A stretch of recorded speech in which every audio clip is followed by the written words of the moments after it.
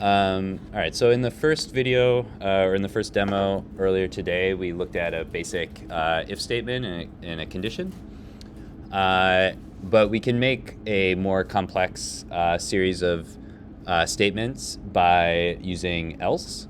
So when we have a question, like earlier we framed it as, if the weather is cold, we're gonna wear a jacket. You can also have a way to deal with the question in the case that the condition is false. So if I say if the weather is cold and the weather is cold, then I'll wear a jacket. That handles that condition. But if the weather is not cold, then I may have other things that I would want to do in that case. And so we can handle that case using else. And so I'll do two examples, or I'll do one quick example and then I'll do another example where we add a little bit more. And so this will just be to kind of demonstrate the syntax. Okay, so if else statement. Okay, so we could say if mouse x is greater than 200, then let's draw, let's just do a green background. Or let's do a pink background, because I'm going to draw other colors in a second. Okay, so you can see that when my mouse goes beyond 200, we get that pink background. Right now, we default to this gray background if this statement is false, but we could deal with this statement using an else statement. So an else statement just gives us another option of code to run when our if statement is false. And it's very similar, but there's no parentheses because we're not evaluating another condition. We're just doing something in the case that our original condition is false. So if the mouse x is not greater than 200, we can draw a yellow background. So now we're going to either be pink or yellow, depending on what side of the canvas our mouse is on. So that's a basic if-else statement. And so in not every case, but in a lot of cases, if we have something that is satisfied by the if statement, we might want to have an option for what happens otherwise. And so that's our else statement. And we can put as much code as we want in here. So if I wanted to also draw a rectangle, maybe I would draw it at 200 and make it fill up the that side of the canvas. I could draw a rectangle like that. And maybe I could draw a rectangle that's the opposite. Something like that. So I can switch back and forth. So I can draw as much code in between my, or within my if and else as I want to create whatever kind of design I'm going for. But they'll always react to this original condition. So that's if else. But where things get even more complicated is if we have more than two possible outcomes. We could have three, or really, tens or hundreds of possible outcomes. You wouldn't really want to, if you had hundreds of possible outcomes, you'd probably want to use a different way of doing it. But we can add else if statements in between if and else. So we can also have if, else, if, and, times however many times, and then else. And else is also optional. So we always have to start with if, but we don't necessarily need an else at the end. So let's give an example of this. I'm going to draw a stoplight. So my stoplight, I'll draw a red circle at the top. If I'm at the top, if my mouse is at the top of the canvas, and then I'll draw a yellow circle in the middle and a green circle at the bottom. So instead of dividing the canvas into two sides like we did in our first example, I'm going to divide the canvas into 3. So this is my stoplight. So what I want to look at is the mouse position. And this is just, I'm just using the mouse position just for this example. It doesn't have to be the mouse position. You could do it based on the frame count.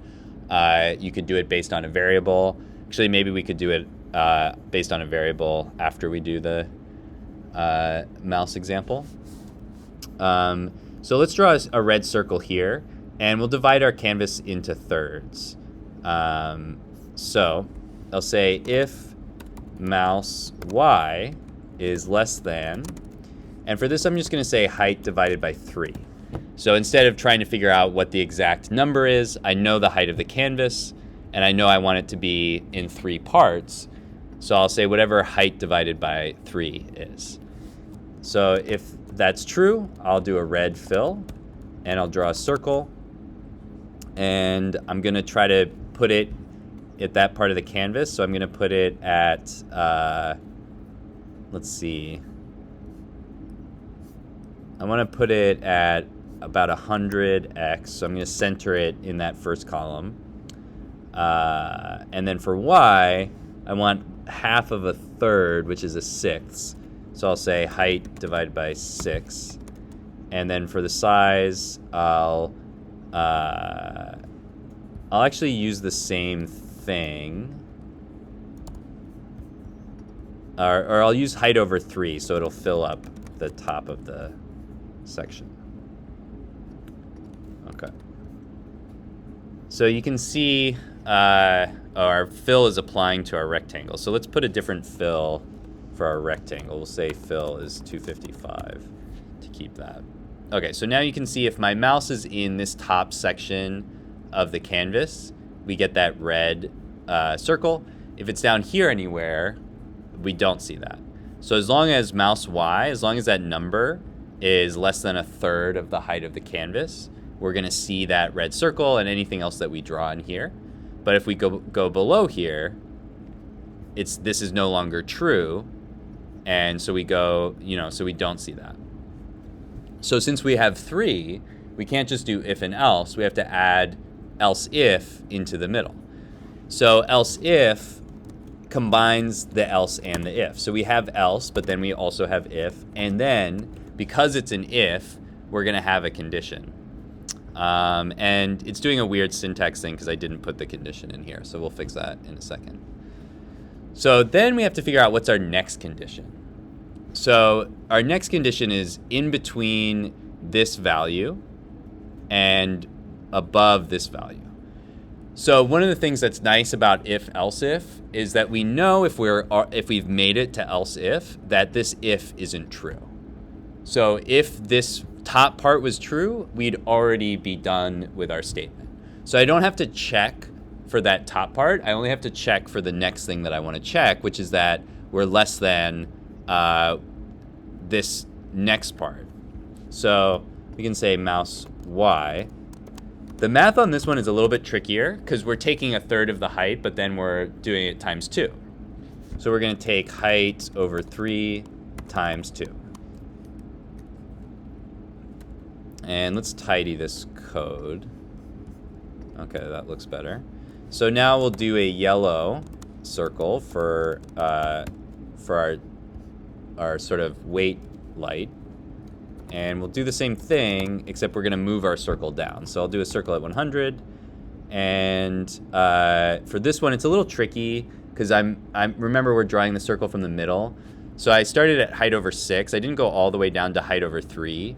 But now we have to go up by height over 3. So we're going to add height over 6 to height over 3. So some of this math is a little bit tricky, but you could hard code this and just figure it out if you want. So I'm going to do height over 6 plus height over 3. And for the size of the circle, I'm going to do height over 3 again because the circles are all the same size. So now we have our yellow circle. So our yellow circle appears if we're not drawing the red circle, so if our first condition isn't true, but if we're also not all the way down here, if we're not below our height over 3 times 2. So we get our yellow circle. So then for our last condition, we could do some more math to say if y is less than the height of the canvas, but there's only 3 possibilities, so there's no reason to do that math.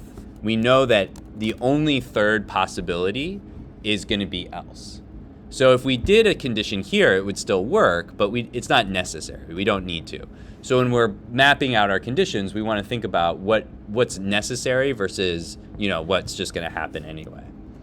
So for our last circle, we'll do green, and I'll do a circle at 100, and I'll do, for this one, it's height over 6 where we started, plus height over 3 times 2. So we're adding 2 heights of the circle. A better way to write this might be to just make a variable for the circle height. So I could say let circle height equal height over 3. So then I can replace all these instances of height over 3 with our circle height. This will look a lot more sane. This is another good example of when you start to see code that looks really weird and hard to read, that's a good sign that you could benefit from adding a variable or two and just simplifying the code a little bit.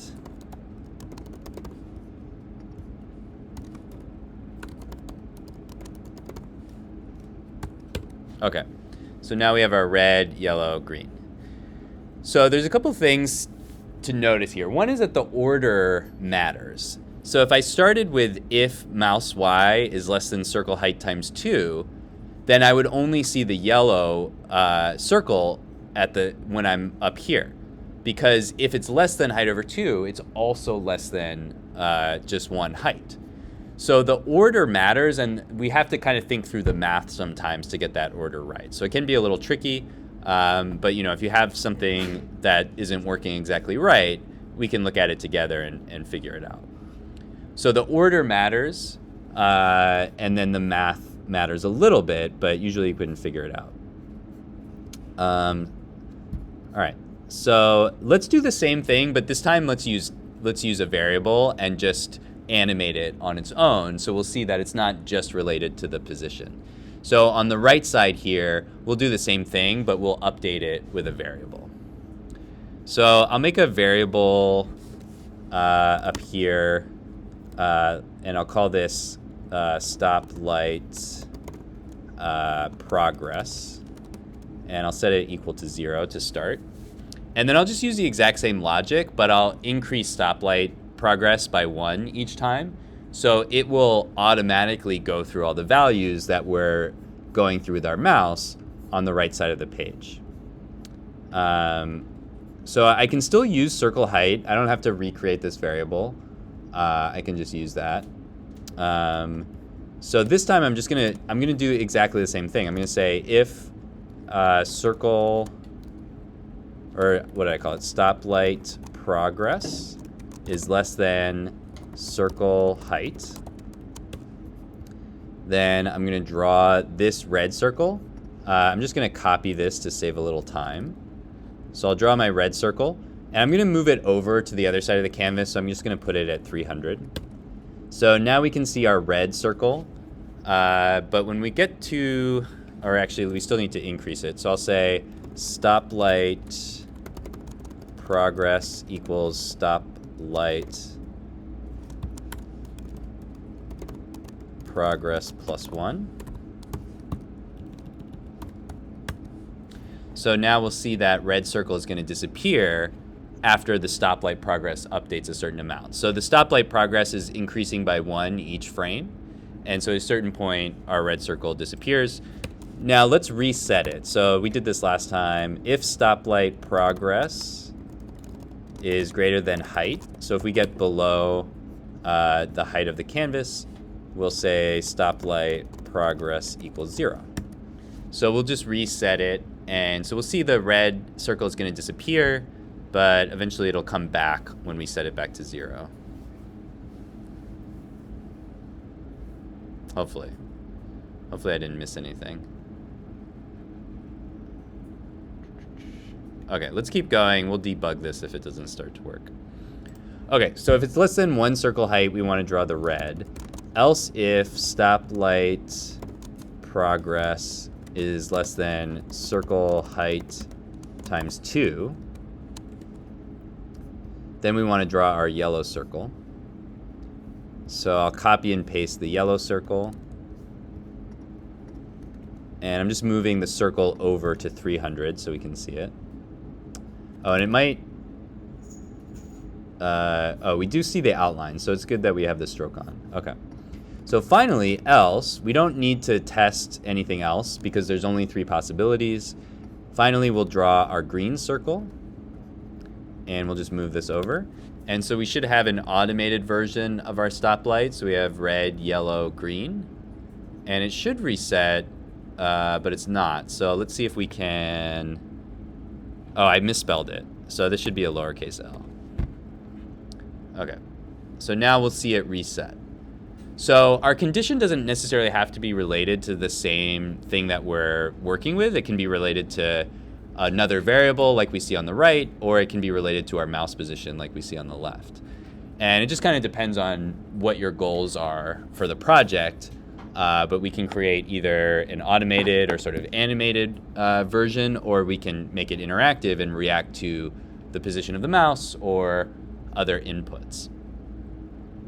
All right, so that's our if and else, or else if. And I'll show you guys how we're going to set up our little interactive comic next. Any questions before we move on to that example?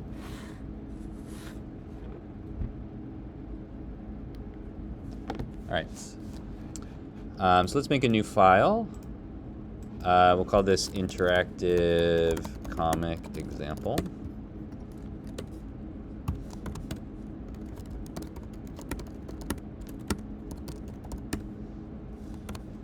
And so with this, what we want to do is just set up different states and then draw different things based on the state.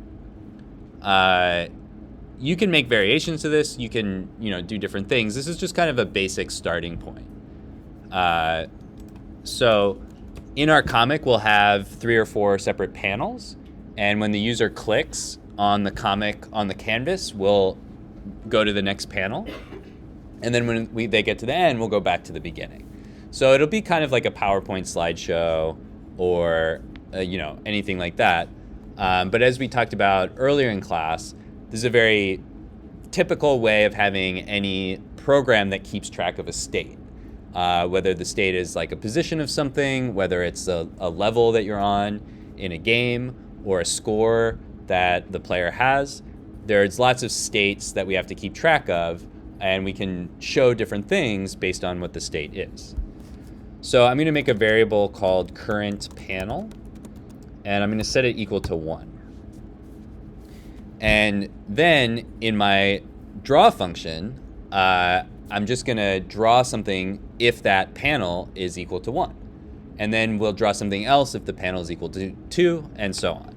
You don't necessarily have to use numbers for this. You could use other things, but this is just a basic setup. So I'll say current panel saves the state of the comic.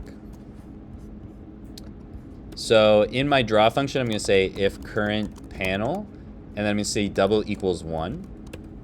So this is something that we did not talk about in our previous demo, but when you're evaluating a Boolean, we use greater than or less than, but if we want to check if 2 numbers are equal, we have to use the double equal sign. This is a little bit different than what you'd expect from math, but you can tell, you might be able to guess why we use the double equals is because we already use a single equal sign when we assign our variables. So double equals means values are equivalent. So what that means is the value that's saved in the current panel variable is equal to this number 1. So it can be a little tricky when you first use conditional statements. You might use an equal sign here.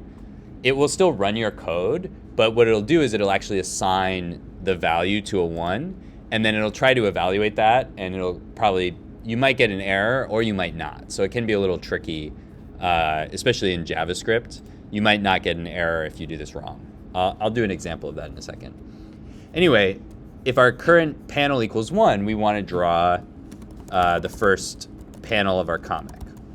I'm not going to spend a lot of time on the comic. I'm just going to do something a little simple. So I'm going to draw a little character as a circle. I'll put our character over here, and I'll give the character a line of text. I'll say hello, and I'll put the text kind of near the character's head, maybe something like that. And let's make the text a little bigger.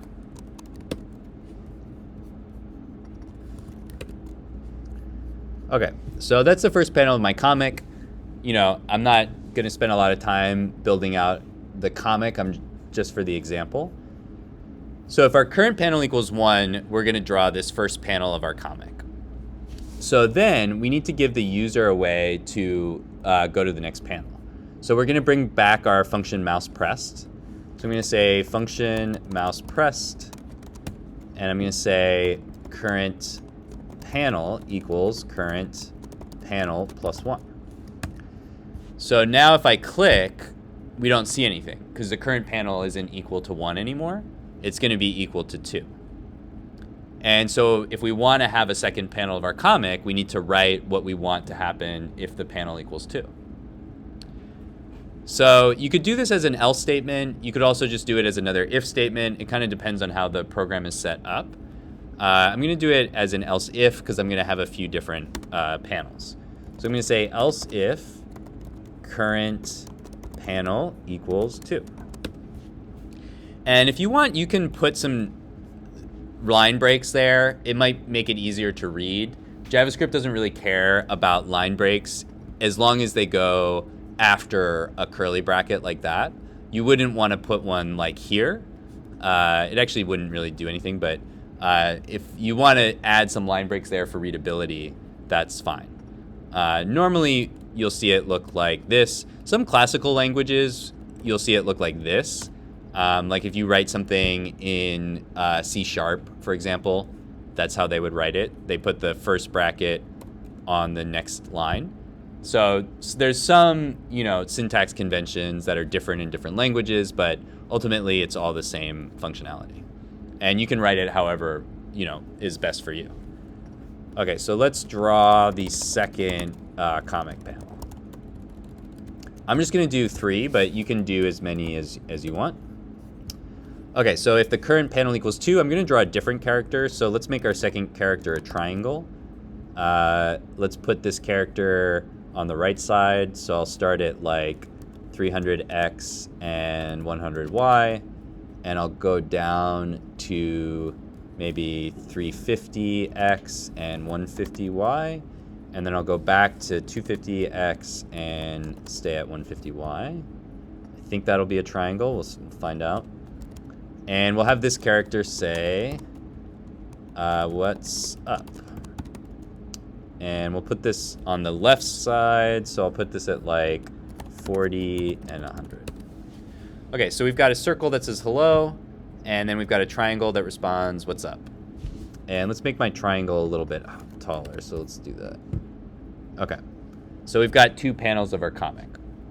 If I click again, we don't get anything.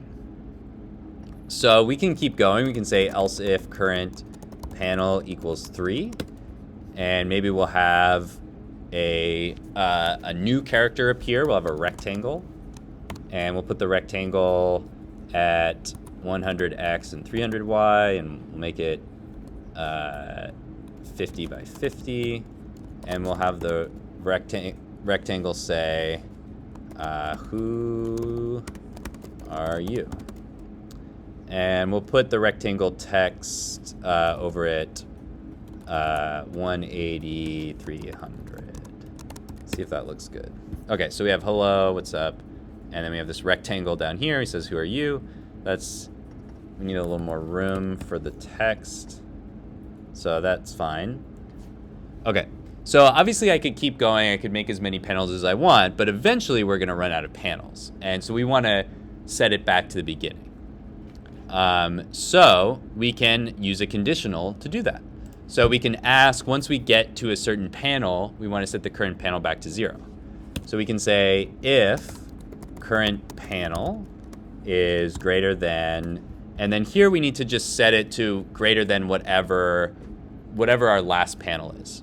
So if it's greater than 3, that means we need to go back to 1. So if the current panel is greater than 3, then set the current panel back to 1. So what'll happen is once the current panel is 3, it'll say current panel equals current panel plus 1, so the current panel will become 4. But we don't have a fourth panel. We'll never see a fourth panel because as soon as it becomes 4, it'll be greater than 3, and so then it'll go back to 1.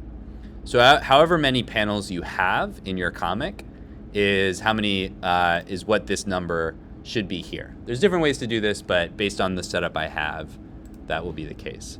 So I'll have hello, what's up, who are you? And then we go back to hello. And so we have a little interactive comic. So I'll put a note here. The current panel matches the total,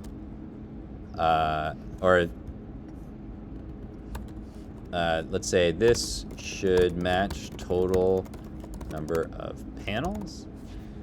And I think everything else makes sense. So that's the basic idea.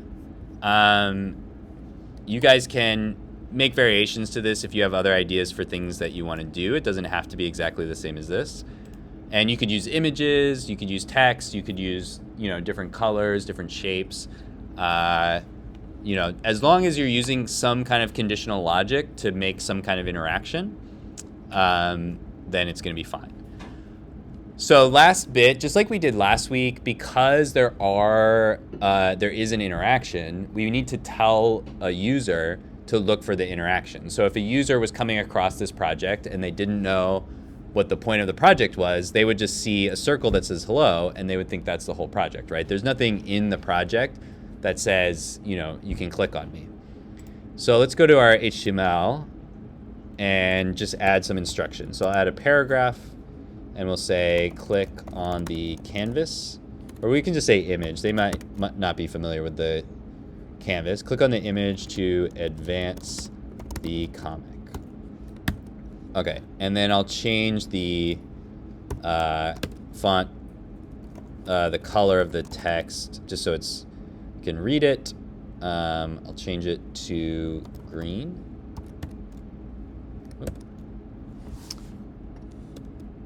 Oh, I made an error at some point. What did I do? Oh, I deleted this bracket by accident. Okay.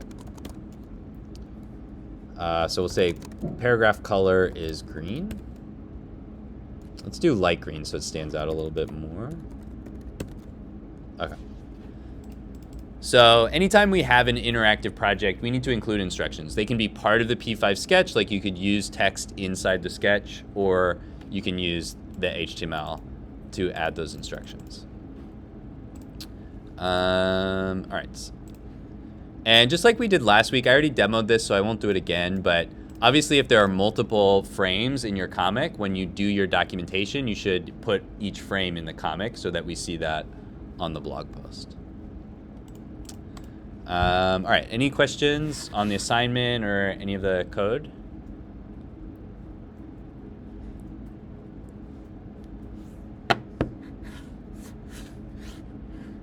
All right.